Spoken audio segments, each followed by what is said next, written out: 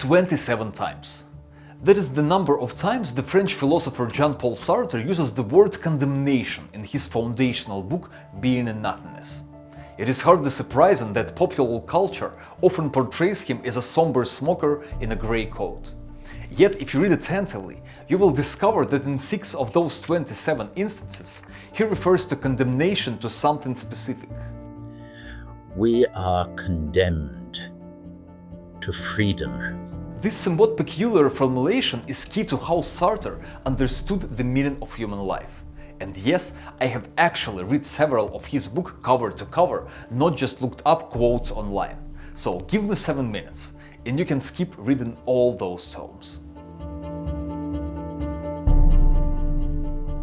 I want to grasp this being, and I no longer find anything but myself. In Being and Nothingness, Sartre repeatedly returns to the idea that we cannot apprehend the world and things apart from ourselves. Everything and phenomenon has only the meaning that a person imparts to it. The same is true of the meaning of life.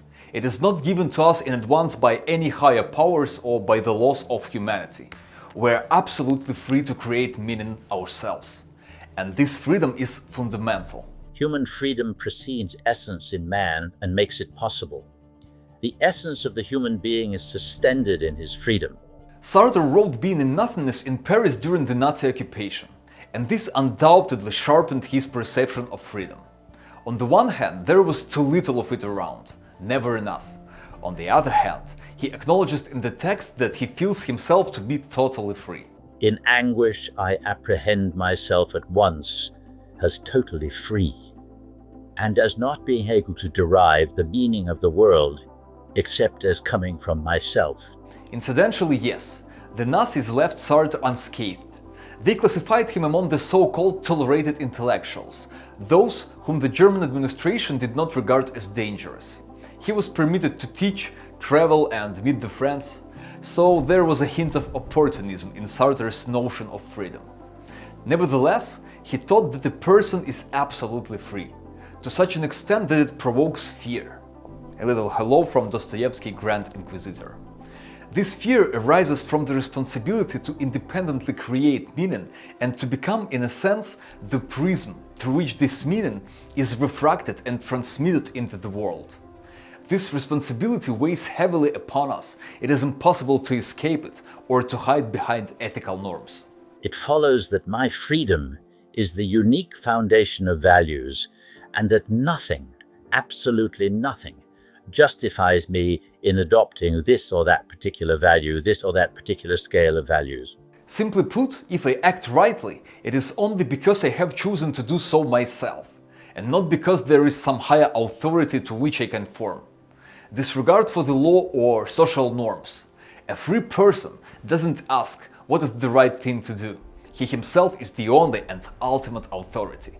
I must be the one whose function is to make trees and water exist, to make cities and fields and other men exist, in order to give them later to the other, who arranges them into a world.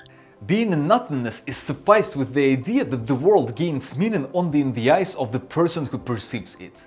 We create and destroy, we endow things and phenomena with meaning and transmit these meanings from one generation to the next. Just as a child believes the world ceases to exist when they close their eyes, so Sartre contends that the world loses its meaning when a person is not observing or analyzing it. Thus, one can fully comprehend oneself only in the presence of another person. It is someone external who confers meaning upon us and our lives when we enter their field of view. I am possessed by the other. The other's look fashions my body in its nakedness, causes it to be born, sculptures it as it is, sees it as I shall never see it. The other holds a secret past, the secret of what I am. Yet, even with the help of others, one can only grasp the meaning of one's own existence temporarily, never completely. Because life doesn't stand still. We make decisions and change, and so our goals change as well. Meaning, like a carrot in front of a donkey, is always somewhere in the future, never truly in the present. There is in my consciousness no moment which is not similarly defined by an internal relation to a future. When I write, while I smoke, while I drink, while I rest, the meaning of my conscious states is always at a distance, down there, outside. Ultimately, the true meaning of life can only be understood once that life has come to an end. Much in the same way we comprehend the significance of a book only after we have finished reading it. That's a logical idea, isn't it? And in order to make sense of ourselves after death, we certainly require the others. As such, it influences the entire life by a reverse flow. Death becomes the meaning of life, as the resolved chord is the meaning of the melody. This quote is the only instance where Sartre directly employs the phrase meaning of life in Being and Nothingness. 27 references to condemnation and only once to meaning. Nevertheless, his idea is clear. Death is more than nothing, it is final fragment of life. Without it, there would be no completion. Without death, meaning will never shine upon us. To say that we invent values means neither more nor less than this, that there is no sense in life a priori. Life is nothing until it is lived, but it is yours to make sense of. And the value of it is nothing else but the sense that you choose. In short, Sartre seems to teach us thoroughly reasonable things, not to rely on ready-made truth, to take responsibility for our actions and to create meaning in the world ourselves.